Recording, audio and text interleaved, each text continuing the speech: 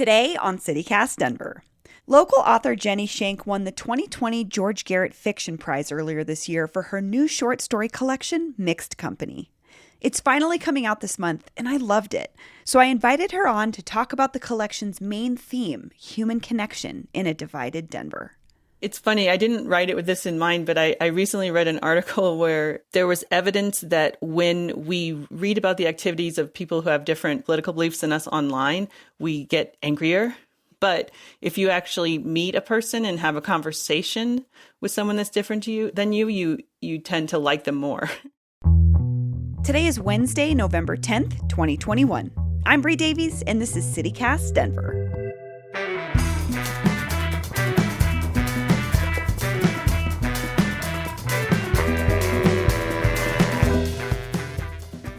I want to tell you about this one aspect of my childhood.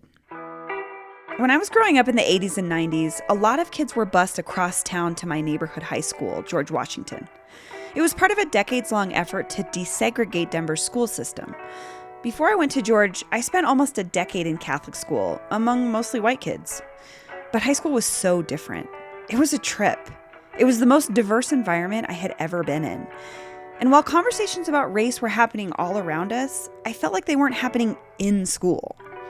There were student walkouts over racial issues. The O.J. Simpson trial played on TVs at my school and students could watch, but we didn't really talk about it. So I made mistakes and hurt people. I said things I'm not proud of now. I even remember saying something and being removed from class, but the teacher never really explained to me why. And white people like me were the ones who needed to reckon with race and our place in history the most. What I would give to go back in time and have a conversation with 15-year-old me and give her some tools to have these conversations with classmates. And that's why I wanted to talk to Jenny Shank today. Jenny is a fellow middle-aged white lady who grew up in the same part of the city as me, also during Denver's busing era. And I think she's captured some of those complicated feelings that I felt from that time in her new collection of short stories, Mixed Company. Jenny Shank, welcome to CityCast Denver.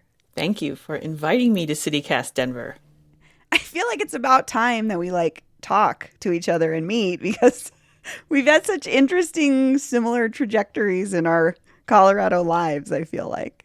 I agree. Because I think you worked at the AV Club. When did you work at the AV Club for The Onion? It was 2000 to 2006. Yeah, right before they had a Denver office, and I worked there too. Yeah. So, small world. So we're here to talk about your book, Mixed Company, and it's a collection of short stories that you've written over time, but there's definitely a theme to this collection. Can you talk about that theme? Well, the theme of Mixed Company came about accidentally because I guess I just always write stories about the same theme. But it's basically about people with differences of a number of kinds, different races, different native languages, different genders, different ages, things like that, trying to reach out to each other and connect in some way, whether that's your next door neighbor or the fellow students that you're bused to school with. I'm just interested in how people navigate those differences and don't just throw up their hands and walk away, but actually try to connect with each other. So you just mentioned busing, and I really want to talk about it because one of your stories really reflected my own experience with busing to Denver schools. And the story centers on a white middle school student named Emily who's bused to a predominantly Black neighborhood. She's trying to navigate conversations and relationships with Black and brown kids at her school, but she just doesn't really have the framework to go about it. Why did you want to write about that particular experience? So in that story, it's inspired by my time when I was bused from where I lived in Southeast Denver to Cole Middle School. The way busing worked for me, I was bused to a Latino neighborhood from 1st to 3rd grade. And then they were bused to my elementary school from 4th to 6th grade.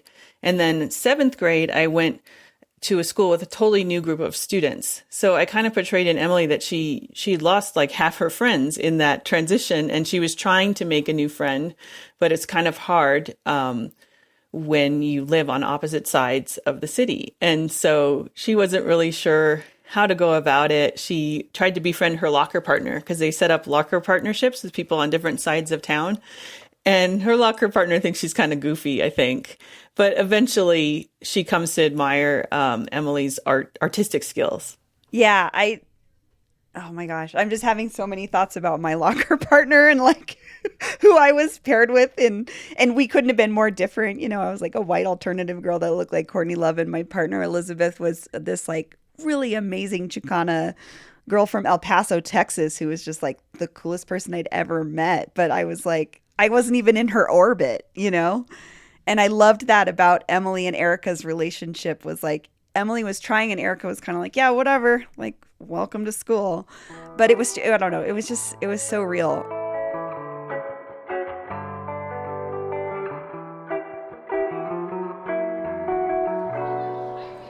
The second day of school, I decided to speak to Erica at our locker during a passing period.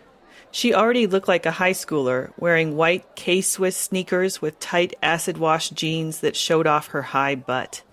Her hair was slicked back, and there were 2 little curls plastered to the side of her face with a product I learned was called Ultra Sheen hairdressing when I saw a jar of it left out in the locker room after gym class, open and glistening next to a rat tail comb. "So," I said to Erica, shifting in my keds, "you got art 8th period with Ms. Umber, right?" I figured this was a safe topic. "Obviously," she said. "Your name's Emily?" "Yeah," I nodded, eager to make a friend. She crossed her arms over her chest and stared at me until I dropped my eyes. "Is your mom black?" she asked. "No," I said. "Is your dad black?" she persisted. "No." She gave me a good long look. "You've got the biggest lips for a white person I've ever seen." Then she shut the locker and walked off. There were so few white kids that light-skinned people were assumed a mix of something unless proven otherwise. I ducked into the bathroom to study my lips before the bell rang. There is no ugly like middle school ugly. My features looked like they were fighting for control of my face, each of them trying to spread out and amass greater territory. My hair was kinked out and my lips were naturally full, but when you added braces and trumpet lessons that left the insides of them cut and swollen, that was a recipe for freak. So we've talked about it a little bit, but there's a couple stories in this collection that really deal with race. And I wonder, you're a white woman writing about race in 2021. And it is from the perspective of white folks. Why did you want to share that perspective or write from that place now? I think I've been writing about race my whole writing career because of the way I grew up. I was bused all over the place, starting when I was 6 years old. That's what was interesting about busing in Denver, because I think those kind of programs in a lot of places, they take children from the less affluent neighborhood and they bus them to the more affluent neighborhood and say, okay, you can benefit from our resources here. But that puts the people that are being bused in sort of a guest position. But in Denver, we were mixed around. We went both ways. And so I was a guest in other people's neighborhoods. And so when I went to Cheltenham Elementary, which was by the Old Mile High Stadium, it was a school that had a curriculum put in place during the Chicano rights movement, really. We had Aztec murals on the walls. We had a lot of stuff that was done in Spanish. You know, we had a mercado for Cinco de Mayo. And I had native teachers who told me like stories about haunted pueblos that I still remember to this day. And that was my first time I heard a ghost story. It was from my classmates. I heard of La Llorona, which is a story I never heard of from my family. So I feel like I was immersed in other cultures from when I was young. But I think about what you're asking a lot because lately people have begun to realize how we lack stories from diverse perspectives, how they haven't been published and promoted and encouraged historically as much. And it's really, really important to put those forward as much as possible. And I try to do that too in my work as a teacher and a book reviewer and everything I do. I try to encourage people to read outside of their perspectives.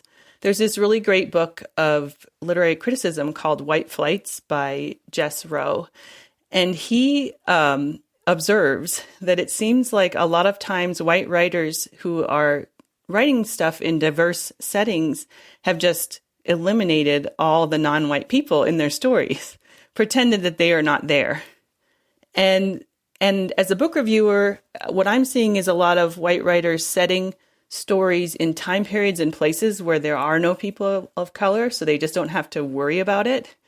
And for me, so those are possible answers, I guess, but none of those is acceptable for me. I have to have everybody in my stories. That's why I called it mixed company. It's a mix of every kind of person, because that's what makes a story to me. And what you're describing in your own childhood, the experience of going to a school in a neighborhood with Chicano roots and learning about that, it's so different to me than the conversations that we often hear about Colorado and Denver. It's so white here. It's so white. And I think that actually allows a lot of white folks to think that we don't have to talk about race and socioeconomics and these intersections. But you challenge that, I think, and you have those conversations with your characters. And I appreciate that in such an honest way to say, these are actual conversations we're having, especially among kids, Like, I don't know. I went to Catholic school, kindergarten through 8th grade, and it was predominantly white. So when I went to public school for high school, it was like I was navigating a whole new social world and had no framework for it. And I saw that in so much of your characters. For me, it was a different neighborhood every few years. So like I said, I went to that school that had kind of a Chicano rights curriculum. And then I went to 5 Points. It was amazing because it was when NWA and Public Enemy were popular, but they were not played anywhere on the radio in Denver. So I was getting this music from my classmates who had played in the hallway. And I was like, what is this? I was just immersed in this culture. And so it seemed like every few years I switched what culture I was immersed in. And it was great because I just got all these different stories, really. This is reminding me of all the recent hoopla over critical race theory. Like, you and me grew up with busing, and it gave us these experiences and exposure to different kinds of people. And the issue school boards are debating today is kind of the same. Which stories are our kids going to be exposed to? What do you think about that? Stories are additive. They don't, like, telling an additional story does not subtract from the story that you like. It adds to it. It enhances it. And the more stories you can expose yourself to, the more rich your background and knowledge is going to be. And so that's what I felt like. I got an education when I went to the Denver Public Schools. That's what an education is. It's learning things you don't know that your family couldn't teach you, I think. Yeah, and I think learning from our peers, It's not just about going to school to learn from teachers. It's connecting with our peers and really learning about those differences in our families and how we grow up. And it is very apparent when we're shipped across town to another community and we don't really have a frame of reference or root in that community. We have to learn from each other. And that's why I think that's something that I think comes through in your stories. Again, even though they're fictional, I think they're a great introduction to some genuine Colorado experiences that might help folks understand our city and our state a little better. Yeah, thank you very much. Well, Jenny Shank, thank you for joining me today. That was a great time, Bree. Thank you for talking to me about my book. This conversation with Jenny Shank about her new book had me thinking about an episode we did a few months ago with playwright Alicia Smith Young. We talked about Denver's complicated legacy of busing, and I think it's a great complementary discussion to today's episode. We found out that many of the people who were bused had no idea why they were bused. They did not know anything about Mrs. Rachel B. Knoll. I knew about Mrs. Knoll because I'm an educator. I did not know about the Knoll Resolution, which was created by herself and some other board members. And it was to end segregation in schools and to, have a plan. What was the plan to end segregation?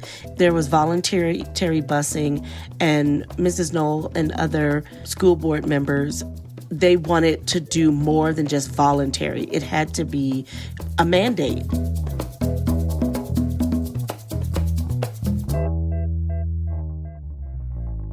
And here's what else is happening in Denver today. 73 people have died in traffic-related deaths on the streets of Denver so far this year. 9 News reports that this is the highest number of deaths since 2017, the year Mayor Hancock announced the Vision Zero plan.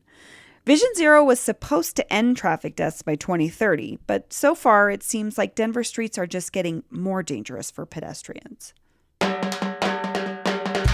That's all for today here on CityCast Denver. If you enjoyed the show, why not take a minute to tell a friend about us, rate the show wherever you get your podcasts, and subscribe to our morning newsletter. We'll be back tomorrow morning with more news from around the city. See ya!